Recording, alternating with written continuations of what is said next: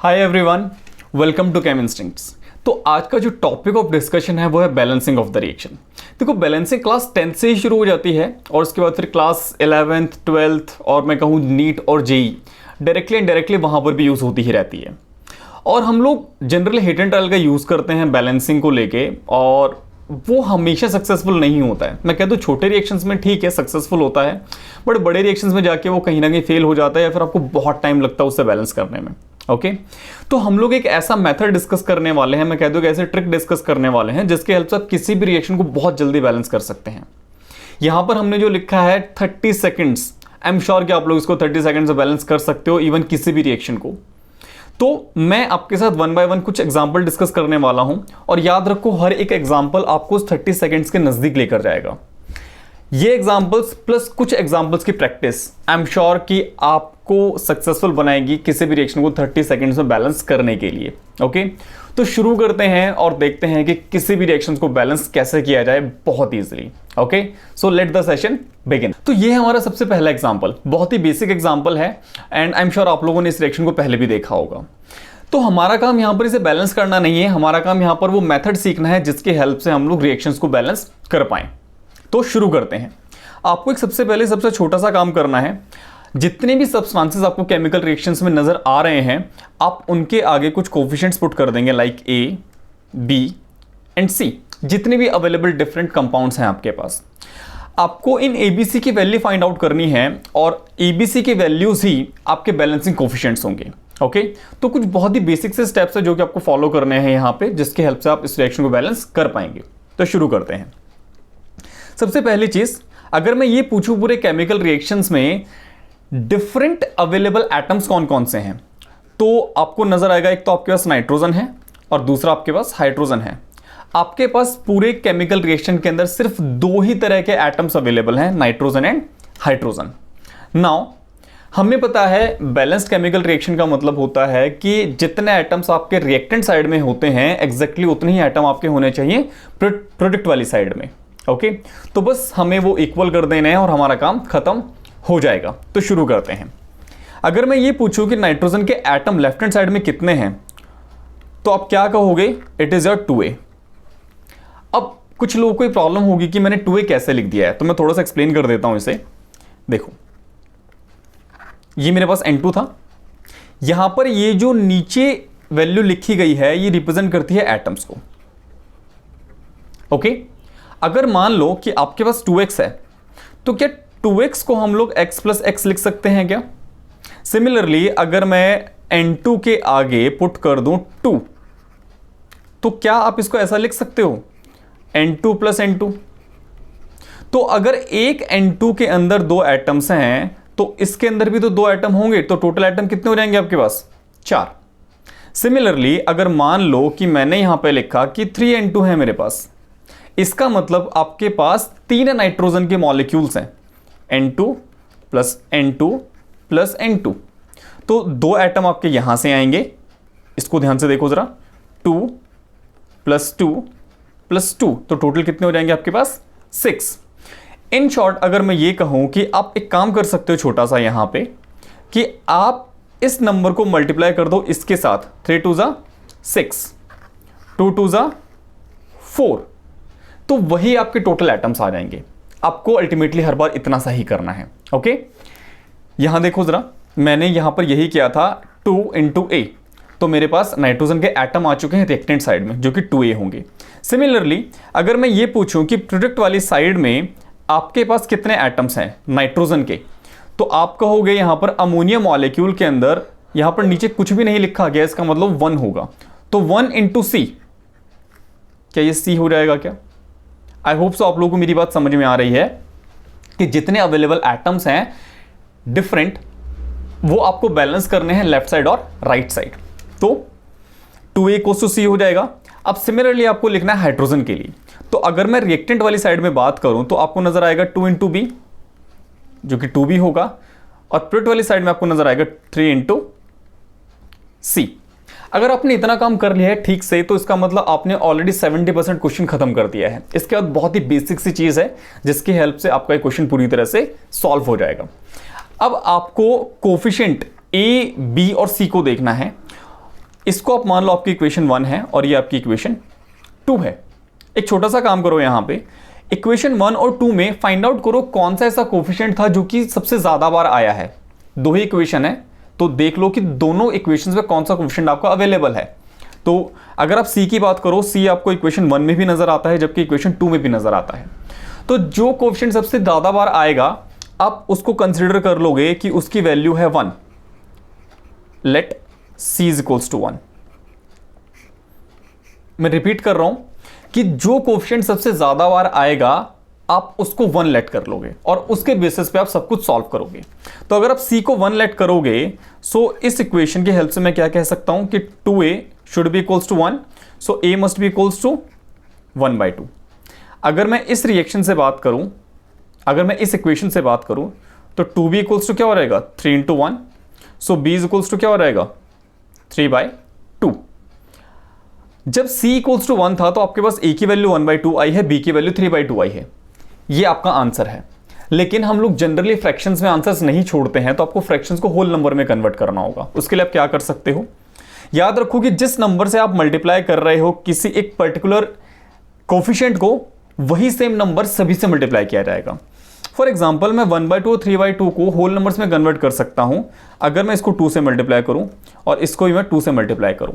याद रखो same number सबसे मल्टीप्लाई करना है, तो सी के अंदर भी आपको यही करना पड़ेगा 1 × 2। तो मैं c की वैल्यू यहां लिख देता हूं, ये मेरा c था, c इज इक्वल्स टू 1 और इसको भी मैं 2 से ही मल्टीप्लाई करने वाला हूं। आई होप सो आप लोगों को समझ में आ रहा है कि मैं 2 से क्यों मल्टीप्लाई कर रहा हूं, बिकॉज मुझे फ्रैक्शन को होल नंबर के अंदर कन्वर्ट करना है। और in the easier way I can say that जो भी नंबर आपको नीचे नजर आता है उसी नंबर से सबको मल्टीप्लाई कर दो, सो दैट कि आपका फ्रैक्शन होल नंबर में कन्वर्ट हो जाएगा। तो अब अगर मैं आपसे पूछूं a की वैल्यू, तो आप क्या कहोगे, a इज इक्वल्स टू 1। अगर मैं b की बात करूं तो b इज इक्वल्स टू 3, और अगर मैं c की बात करूं तो c इज इक्वल्स टू हो जाएगा आपका 2। That's it. ये आपके कोफिशिएंट्स हैं और ये आपके वो बैलेंसिंग कोफिशिएंट है। अगर आप इन वैल्यूज को पुट करेंगे तो आपका आंसर आ चुका होगा। सो आपकी जो फाइनल बैलेंस्ड इक्वेशन है वो कुछ इस तरह से लिखी जाएगी। ये आपका N2 था, ये आपका H2 था और ये आपका NH3 था। N2 के आगे A था, H2 के आगे B था और NH3 के आगे C था। तो जस्ट आप इनकी वैल्यूज को पुट करें और आपका आंसर आ चुका है। तो H2 के आगे आप पुट कर देंगे 3 और NH3 के आगे आप पुट कर देंगे 2। That's it. ये आपकी इक्वेशन बैलेंस हो चुकी है। आई होप सो कि आपको एग्जाम्पल नंबर 1 समझ में आया है। तो हम लोग चलते हैं अब नेक्स्ट एग्जाम्पल की तरफ। तो ये है हमारा एग्जाम्पल नंबर 2। हमने जो रिएक्शन नंबर 1 के अंदर किया है एग्जैक्टली आपको वही रिपीट करना है हर एक केमिकल रिएक्शन के अंदर। तो यहां पर मैं A पुट करूंगा, यहां पर मैं B पुट करूंगा और यहां पर मैं C पुट करूंगा। और हमारा जो नेक्स्ट स्टेप है वो है आपको ऑल अवेलेबल डिफरेंट एटम्स लिख लेने हैं। तो मेरे पास कौन कौन से हैं, एक मेरे पास पोटेशियम होगा, एक मेरे पास क्लोरीन होगा और एक मेरे पास ऑक्सीजन होगा। ओके, नाउ अब आपको पोटेशियम के एटम्स लिखने हैं जो कि लेफ्ट हैंड साइड में अवेलेबल हैं। तो आई एम श्योर आपको नजर आ रहा होगा कि KClO3 के अंदर सिर्फ आपको A नजर आएगा। अगर आप जाओगे राइट हैंड साइड में तो आपको नजर आएगा सिर्फ KCl, तो A इक्वल्स टू क्या हो रहेगा B, बिकॉज KCl का कोफिशिएंट था B। अब हम बात करते हैं क्लोरीन की। तो लेफ्ट हैंड साइड में दिस इनटू दिस, तो ये आपका हो जाएगा A। Similarly this into this, तो आपका ये हो जाएगा B। ओके, नाउ अब हम बात करते हैं ऑक्सीजन की। तो जो हम ऑक्सीजन की बात करेंगे यहां पे, तो आपको लेफ्ट हैंड साइड में ऑक्सीजन नजर आएंगे 3A और राइट हैंड साइड में आपको नजर आएंगे 2C। ओके, तो आपने सबसे पहला और सबसे बेसिक काम कर लिया, आपने 3 इक्वेशंस फ्रेम कर ली हैं। अब कुछ नहीं करना है, आपको सिंपली उस कोफिशिएंट को पिक करना है जो कि हर जगह आ रहा है, या फिर मैं कह दूं जो सबसे ज्यादा बार आ रहा है। तो अगर आप ध्यान से देखोगे तो आपको A तीनों इक्वेशंस में ही नजर आ रहा है। तो आप एक काम करो, A को लेट कर लो कि A आपका 1 होगा। Let A is equals to 1। तो जैसे आप A इक्वल्स टू 1 लेट करोगे तो आपकी जो B की वैल्यू है वो हो जाएगी आपकी 1। नाउ अगर आप यहां पर A की वैल्यू पुट करते हो तो 3 × 1 इज इक्वल्स टू 2C। तो C इज इक्वल्स टू क्या हो जाएगा 3/2। तो A की वैल्यू 1, B की वैल्यू 1 और C की वैल्यू 3/2। अगेन फ्रैक्शन है तो आपको फ्रैक्शन को कन्वर्ट करना पड़ेगा होल नंबर में। क्या कर सकते हैं उसके लिए हम लोग, हम इसको 2 से मल्टीप्लाई कर सकते हैं। तो इसको भी 2 से मल्टीप्लाई किया जाएगा, इसको भी 2 से ही मल्टीप्लाई किया जाएगा। तो आपकी जो b की वैल्यू है वो हो जाएगी 2 और आपकी a की वैल्यू हो जाएगी 2 और c की वैल्यू हो जाएगी आपकी 3। सो ये आपके फाइनल कोफिशिएंट्स हैं जिनकी वैल्यू आ चुकी है। b की वैल्यू 2, a की वैल्यू 2 और c की वैल्यू 3। बस आप इन वैल्यूज़ को आप पुट कर दें और आपका आंसर आ जाएगा। देखें ज़रा, तो twice of KClO3 will give you twice of KCl plus thrice of O2। This is your final answer. Okay, I hope so कि आप लोगों को फर्स्ट 2 एग्जाम्पल समझ में आए हैं। अब आपको मेथड वही यूज करना है, बट अगर आप ध्यान से देखोगे तो आपके केमिकल रिएक्शन बड़ा हो चुका है। पहले आपके पास केमिकल रिएक्शन के अंदर सिर्फ 3 ही रिएजेंट थे, इस बार 4 हैं और इसके बाद वाले रिएक्शन के अंदर आपको 5 रिएजेंट्स नजर आने वाले हैं। ओके, सो करना वही है, बस थोड़ी सी चीजें यहां पे एडिशनल हो जाएंगी। ये आपका A, B, C और D। नेक्स्ट वही करना है, आपके पास जो भी डिफरेंट अवेलेबल एटम्स आपको वो लिख लेने हैं। लाइक हमारे पास कार्बन है पूरे केमिकल रिएक्शन में, हमारे पास हाइड्रोजन है और हमारे पास ऑक्सीजन है। तो नेक्स्ट स्टेप, कार्बन के टोटल एटम्स जो कि रिएक्टेंट्स में अवेलेबल हैं। सो आई एम श्योर कि वो सिर्फ A ही हैं, आपको A नज़र आ रहे होंगे। और अगर आप प्रोडक्ट की साइड में बात करोगे तो यहाँ पर आपको कार्बन सिर्फ CO2 के साथ नज़र आ रहा है। So you can say A is equals to C। मेरी इक्वेशन 1 बन चुकी है। अगर हम हाइड्रोजन की बात करें तो हाइड्रोजन आपको नज़र आ रहा है यहाँ पे सिर्फ CH4 के साथ रिएक्टेंट साइड में, you will say it is 4A। और अगर आप प्रोडक्ट की बात करोगे तो यहाँ पर आपको वाटर के साथ नज़र आ रहा है, तो आप कहोगे दिस इज़ योर 2D। अब बात करते हैं ऑक्सीजन की। ऑक्सीजन आपको नज़र आ रहा है यहाँ पे O2 के साथ, जो कि आपका 2B हो जाना चाहिए। और अगर हम प्रोडक्ट की बात करें तो प्रोडक्ट के अंदर आपको 2 जगह ऑक्सीजन नज़र आ रहा है, एक तो CO2 के साथ, तो CO2 के लिए आप लिख सकते हो इसको 2C और वाटर के लिए आप इसको लिख सकते हो सिर्फ D। याद रखो, total atom on reactant should be equal to total atom on product. Total, तो टोटल का मतलब 2C प्लस D हो जाना चाहिए प्रोडक्ट वाली साइड में।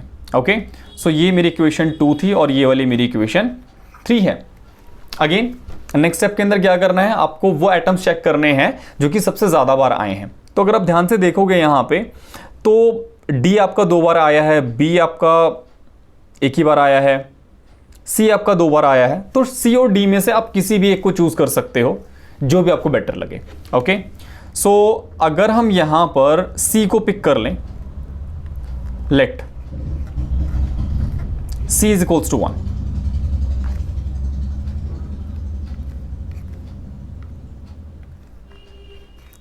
C is equals to 1। तो अगर C इज इक्वल्स टू 1 है तो from equation 1 I can say that A must be equals to 1। और A और C की वैल्यू मेरे पास आ चुकी हैं, तो अगर मैं इक्वेशन 2 में पुट करूंगा तो I will have 4A into 1 is equals to 2D। तो D की वैल्यू आ जाएगी मेरे पास 2। तो मेरे पास ACD की वैल्यू आ चुकी है, तो मैं यहां से B की वैल्यू निकाल सकता हूं इक्वेशन नंबर 2 से। तो हम क्या कर सकते हैं यहाँ पे, this is your 2B is equals to 2 into 1, C की वैल्यू मेरे पास 1 थी, प्लस D की वैल्यू 2 आई है मेरे पास। तो कितना हो जाएगा ये, 2 प्लस 2 4। सो B की वैल्यू कितनी हो जाएगी मेरे पास 2। तो हमारे पास एक्चुअल में सारी की सारी वैल्यूज आ चुकी हैं। तो A is equals to 1, D is equals to 2 और B is equals to 2। Simply इन वैल्यूज को पुट करें और आपका आंसर आ चुका है। सो देखें जरा एक बार, CH4 plus 2O2 will give you, C की वैल्यू आई थी हमारे पास 1, CO2 plus twice of H2O। This is your final balanced chemical equation. I hope so कि आपको एग्जाम्पल नंबर 3 भी समझ में आया होगा। एक और एग्जाम्पल करते हैं इसी के जैसा, थोड़ा सा और बेटर होगा वो। चलिए शुरू करते हैं। तो ये हमारा नेक्स्ट एग्जाम्पल, शुरू करते हैं। करना वही है, सबसे पहले आपको कोएफिशिएंट्स पुट कर लेने हैं A, B, C और D। नाउ आपको डिफरेंट अवेलेबल एटम्स लिखने हैं यहाँ पे, like we have the carbon, we have hydrogen and we have oxygen. अब क्या करना है, टोटल एटम्स लिखो कार्बन के जो कि रिएक्टेंट साइड में है, तो आपको नजर आएंगे 2A C2H5OH। अगर आप ध्यान से देखोगे यहाँ पे तो यहाँ पर आपको कार्बन 2 नजर आने वाले हैं। और अगर हम बात करें प्रोडक्ट वाली साइड में तो वहां पर आपको सिर्फ CO2 के साथ नजर आएगा, सो you will say 2A equals to C। अब हम बात करते हैं हाइड्रोजन की।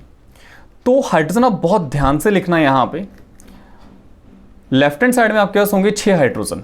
ध्यान से देखो जरा, यहां पे 5 तो ये हैं आपके पास और एक आपके पास यहां से होगा, तो टोटल आपके पास हो जाएंगे 6 hydrogens will be equals to 2D। Sorry, मैंने यहां पे H लिख दिया है, ये आपके पास होगा A। ओके, ये मेरी इक्वेशन नंबर 2 हो गई है, ये मेरी इक्वेशन नंबर 1 है। अब हम बात करते हैं ऑक्सीजन की। तो ऑक्सीजन जब देखोगे तो आपको लेफ्ट हैंड साइड में इस बार 2 जगह नजर आ रहा है, एक तो C2H5OH और एक आपके पास O2। सो आप क्या लिखोगे इसे, A प्लस 2B रिएक्टेंट वाली साइड में, और प्रोडक्ट में भी आपको 2 जगह नजर आ रहा है 2C प्लस D, और ये आपकी इक्वेशन नंबर 3 हो गई है। बस फिर से वही बेसिक काम, आइडेंटिफाई करो वो कोएफिशिएंट जो कि सबसे ज्यादा बार आया है। सो C आपको नजर आ रहा है सिर्फ फर्स्ट एंड थर्ड के अंदर। A एक ऐसा कोएफिशिएंट है जो कि आपको हर जगह नजर आ रहा है, तो एक काम करते हैं, A को कंसीडर करते हैं। Let A is equals to 1। जैसे आप A is equals to 1 let कर लोगे यहां पे, तो देखो जरा क्या क्या चीजें आने वाली हैं। इक्वेशन 1 से I will say 2 × 1 is equals to C, तो C की वैल्यू हो जाएगी 2, तो मेरे पास C की वैल्यू आ गई है। अगर हम इक्वेशन 2 की बात करें तो we can say that 6 × 1 is equals to 2D, so D की वैल्यू कितनी हो जाएगी 3, मेरे पास D की वैल्यू भी आ चुकी है। अब इक्वेशन 3 के अंदर हम लोग पुट कर सकते हैं A, C और D की वैल्यू। सो A की वैल्यू हमारे पास 1 है, B आपको निकालना है, C आपके पास है 2 और D आपके पास है 3। सो कितना हो जाएगा आपके पास, ये 1 + 2B is equals to 7। So solve करने पे B इज इक्वल्स टू हो जाएगा आपके पास 3, तो आपके पास B की वैल्यू कितनी आ गई है 3। दैट्स इट, क्वेश्चन खत्म। तो यहाँ पर जरा इनको फटाफट हम लोग पुट करते हैं और देखते हैं क्या आंसर आ रहा है हमारे पास। A मेरे पास 1 था, आई will have C2H5OH plus B की वैल्यू हमने आइडेंटिफाई की है 3, सो ये हो जाएगा थ्राइस ऑफ O2। C की वैल्यू आई थी 2, तो ये हो जाएगा ट्वाइस ऑफ CO2, और हमारे पास D की वैल्यू आई है 3, सो हो जाएगा thrice of H2। That's it, ये आपका रिएक्शन पूरी तरह से बैलेंस हो चुका है। आई होप सो कि आपको प्रीवियस रिएक्शन समझ में आया होगा। नाउ हम लोग बात करते हैं नेक्स्ट रिएक्शन की। ये पिछले 4 रिएक्शन से ज्यादा बड़ा है। अभी तक 4 रिएजेंट आए थे मैक्सिमम, इस बार आने वाले हैं 5। देखो जरा, copper plus HNO3 is giving you CuNO3 plus H2O plus NO2। इस बार आपको इसे बैलेंस करना है। तरीका वही होगा, एक काम करो, कोएफिशिएंट्स पुट करो, A, B, C, D और E। इस बार कोएफिशिएंट हो चुके हैं 5, अभी तक थे 4। शुरू करते हैं और देखते हैं इसके अंदर क्या करना पड़ेगा। अगेन डिफरेंट अवेलेबल एटम्स लिखने हैं हमें। सबसे पहले मेरे पास सबसे पहले है कॉपर, फिर मेरे पास है हाइड्रोजन, फिर मेरे पास है नाइट्रोजन, और उसके बाद है मेरे पास ऑक्सीजन। हमारे पास 4 तरह के एटम्स अवेलेबल हैं। सो चारों एटम्स के लिए हम लोग देख लेते हैं लेफ्ट हैंड साइड में टोटल एटम कितने हैं और राइट हैंड साइड में टोटल एटम कितने हैं। तो अगर हम बात करें यहाँ पे कॉपर को लेके, तो कॉपर के लेफ्ट हैंड साइड में सिर्फ ए एटम ही है। अगर आप बात करोगे राइट साइड में तो आपके पास सिर्फ और सिर्फ C है। अब बात करते हैं हाइड्रोजन की। हाइड्रोजन आपको नजर आएगा लेफ्ट हैंड साइड में सिर्फ और सिर्फ HNO3 के साथ, जो कि B लिखा रहेगा। और अगर हम बात करें राइट साइड की तो आपको नजर आएगा सिर्फ वाटर के साथ, जिसको आप लिख सकते हो 2D। अब बात करते हैं नाइट्रोजन की। लेफ्ट साइड में आपको नजर आएगा सिर्फ और सिर्फ B। और अगर हम राइट साइड की बात करें तो बहुत ध्यान से देखना जरा, ये है NO3 होल ट्वाइस। इसका मतलब आपके पास नाइट्रोजन के 2 एटम्स होंगे। So you will write it as a 2C। इसके अलावा आपको NO2 के अंदर भी E नजर आ रहा है, मतलब नाइट्रोजन नजर आ रहा है, तो you will say 2C plus E। अब हम बात करते हैं ऑक्सीजन को लेके। ऑक्सीजन आपको नजर आ रहा है लेफ्ट हैंड साइड में सिर्फ HNO3 के साथ, जिसको आप 3C लिख सकते हो, सॉरी जिसको आप 3B लिख सकते हो। अगर हम बात करें प्रोडक्ट वाली साइड में तो आपको ऑक्सीजन हर जगह नजर आ रहा है। कहां कहां? सबसे पहले आपको CuNO3 के अंदर नजर आ रहा है, तो ये थोड़ा सा इंपॉर्टेंट है, ध्यान से देखो जरा। आपके पास था NO3 होल ट्वाइस। मैं सिर्फ और सिर्फ NO3 की बात कर रहा हूं, तो यहां पर ये 3 है। देखो होल ट्वाइस का मतलब है आपके पास 2 NO3 हैं। होल ट्वाइस का मतलब है आपके पास 2 NO3 हैं। इसका मतलब अगर एक NO3 आपके पास 3 एटम देगा तो 2 NO3 आपको कितने एटम दे देंगे? 6। तो 3 2 जा 6। और अगर यहां पर कोई भी कोफिशिएंट पुट है, मान लो यहां पर आपके पास होता 2, तो आप क्या कर दोगे? इंटू 2 यहां पे और भी कर दोगे, तो आपका आंसर कितना हो जाएगा? 12। आई होप सो आप लोगों को ये बात समझ में आ रही है कि आपके पास 2 NO3 हैं, जिसको आप इस तरह से करके लिख सकते हो सिर्फ समझने के लिए, ठीक है। और मैं कह दूं कि ऐसे NO3 मेरे पास ऐसे NO3 हैं 4, तो इसका मतलब ये दोनों मिलके आपको देंगे 6 एटम। तो ऐसे अगर 4 पेयर होंगे तो वो कितने दे देंगे आपको? 6 + 6 + 6 विच इज 24। और इन शॉर्ट आप कह सकते हो 6 × 4। सिमिलरली यहां देखो जरा, आप इसको क्या लिखोगे यहां पे?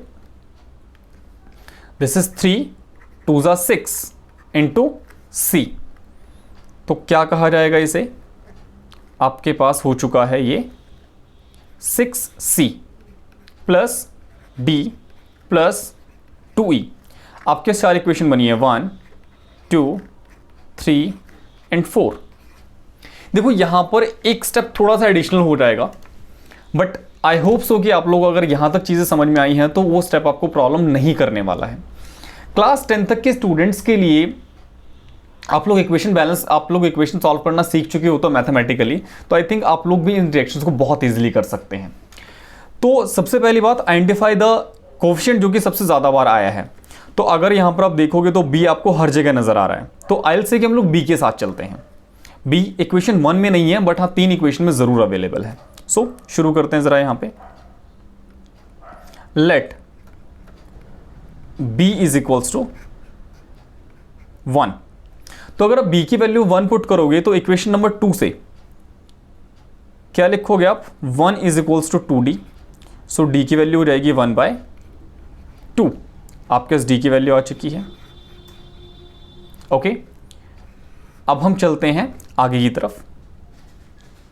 अगर मैं इक्वेशन 3 में पुट करता हूं b = 1, तो आपके पास हो जाएगा 2c + e। बट आप इसको सॉल्व नहीं कर पाए पूरी तरह से, तो छोड़ देते हैं इसको यहीं पर अभी। अब हम एक काम करते हैं, हम लोग इक्वेशन 4 की तरफ चलते हैं, क्योंकि आपके पास 2 वैल्यूज हैं अभी यहां पे। 3b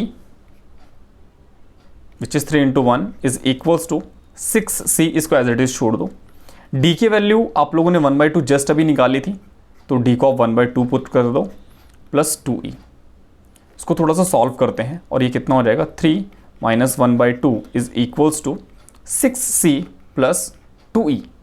तो जब आप इसको सॉल्व करेंगे यहाँ पे, तो सॉल्व करने पे आपके पास क्या आ जाएगा?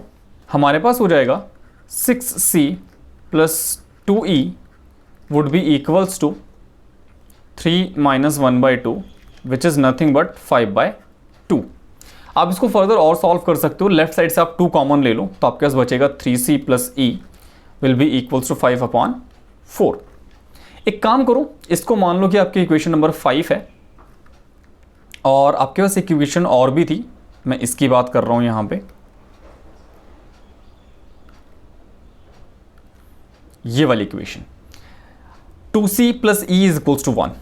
तो एक काम करो, इसकी वैल्यू हम लोग यहां पुट कर लेते हैं, इसको हम यहां यूज कर लेते हैं। 2c + e = 1। इसको मान लो इक्वेशन नंबर 6। एक काम करो, दोनों को सब्ट्रैक्ट कर दो, और जैसे आप सब्ट्रैक्ट करोगे तो आपके पास e की वैल्यू तो कैंसिल हो जाएगी, e will be cancelled out. आपके पास क्या बचेगा यहाँ पे? c = 5/4 - 1, जो कि सॉल्व करने पे कितना आ जाएगा? 1/4। आप c की वैल्यू को पुट कर सकते हो 5 या 6 में से किसी भी एक के साथ, और आपका आंसर आ जाएगा e के लिए। तो अगर मैं यहाँ पे पुट करता हूँ 6 के अंदर, फ्रॉम इक्वेशन 6, 2 × 1/4 + e = 1। तो e = क्या हो जाएगा मेरे पास? 1 - 1/2 विच इज नथिंग बट 1/2। तो आपके पास e की वैल्यू भी आ चुकी है यहाँ पे। e की वैल्यू आपके पास आई है 1/2 और c की वैल्यू आपके पास आ चुकी है 1/4। तो अगर आपके पास c की वैल्यू आ चुकी है, इसका मतलब आपके पास e की वैल्यू भी आ जाएगी यहाँ पर। सो हमें पता है a = क्या हो जाएगा? 1/4। 4। देखो आपके पास पांचों वैल्यू आ चुकी हैं। आई नो कि ये वाला जो रिएक्शन था ये थोड़ा सा एक एडिशनल स्टेप लेकर आता है, बट हाँ जब आप इस ऐसे क्वेश्चंस की प्रैक्टिस करेंगे 5 से 10 क्वेश्चन, तो आई एम श्योर कि आप इनको बहुत इजीली बैलेंस कर पाएंगे। ओके, सो फटाफट एक बार जरा हम लोग वैल्यूज लिख लेते हैं। ए की वैल्यू थी मेरे पास 1/4, बी की वैल्यू थी हमारे पास 1 जिसको हमने 1 लेट किया था, सी, डी और ई, और सी की जो वैल्यू आई थी मेरे पास वो आई थी 1/4, डी की वैल्यू है मेरे पास 1/2 और ई की वैल्यू आई है हमारे पास 1/2। अगेन हम लोग फ्रैक्शंस नहीं छोड़ सकते हैं, तो एक काम करो, फ्रैक्शंस को नॉर्मल नंबर में, होल नंबर में कन्वर्ट करते हैं। कैसे? सबको 4 से मल्टीप्लाई कर दो, और जैसे ही आप सबको 4 से मल्टीप्लाई करेंगे तो आपके पास नए नंबर्स आ जाएंगे, A1, B4, C1, D2 and E2। That's it, आपका रिएक्शन पूरी तरह से बैलेंस हो चुका है। तो देखिए ज़रा यहाँ पे रिएक्शन क्या बनेगा मेरे पास अब, copper plus HNO3 giving you CuNO3 whole twice plus NO2 plus H2O। Okay, so copper मेरा था A जिसको मैं 1 पुट करने वाला हूँ, A की वैल्यू 1 आई है। अगर हम HNO3 की बात करें यहाँ पे, तो HNO3 की वैल्यू जो कि B के लिए थी वो आ रही है हमारे पास 4, so I put 4 here. CuNO3 whole twice मेरा C था तो ये 1 ही रहेगा। H2O हमारा था D, तो मैंने इसको यहाँ लिख दिया है, हालांकि D और E की वैल्यू सेम ही है, सो 2 × 2 यहाँ पर आ जाएगा और मेरा रिएक्शन पूरी तरह से बैलेंस हो गया है। It seems to be complex, it seems to be difficult, but it is not. तो अभी तक आप लोग रिएक्शंस को बैलेंस करते थे सिर्फ हिट एंड ट्रायल से। आई एम श्योर कि इस टाइप के क्वेश्चंस आप लोग हिट एंड ट्रायल से सक्सेसफुली नहीं कर पाएंगे, but this is the method जो कि आप इजीली बैलेंस करने में हेल्प कर सकता है। ओके, सो आप इन 5 रिएक्शंस को बहुत ध्यान से देखें, और आपके लिए कुछ होमवर्क भी है, ये आपके होमवर्क क्वेश्चंस हैं। आप इनके लिए बैलेंस्ड केमिकल कोफिशिएंट्स लिखेंगे, अल्टीमेटली आप इनको बैलेंस करेंगे और कमेंट बॉक्स में जाके जरूर बताएंगे कि इनका आंसर क्या आ रहा है, एंड आई विल वेट कि आप लोग कितनी जल्दी इन रिएक्शंस का आंसर मेरे लिए करते हैं। Okay, so I hope so कि आज का सेशन आप लोगों के लिए हेल्पफुल रहा होगा, एंड आई एम श्योर आज के बाद आप लोग कभी भी हिट एंड ट्रायल का यूज नहीं करेंगे, आप डायरेक्टली बहुत इजीली इन रिएक्शंस को बैलेंस कर पाएंगे विदाउट हिट एंड ट्रायल, और तुक्का नहीं मारना है। Okay, please like, share and subscribe, और बहुत जल्दी क्लास 11th एंड 12th के लिए ऑर्गेनिक केमिस्ट्री शुरू की जा रही है, सो तैयार हो जाएं। और हाँ, अगर आपको कोई भी सेशन की चीज़ नहीं समझ में आई है तो प्लीज़ आप उसको कमेंट बॉक्स में ज़रूर बताएं, so that I will resolve your query. Okay, और आपको कुछ भी डाउट्स हैं, कुछ भी इश्यूज़ हैं, आपको किसी टॉपिक के ऊपर जल्दी सेशन चाहिए, तो आप प्लीज़ कमेंट बॉक्स में जाके ज़रूर बताएं। So I will see you next time, till then take care, bye bye, have a good time.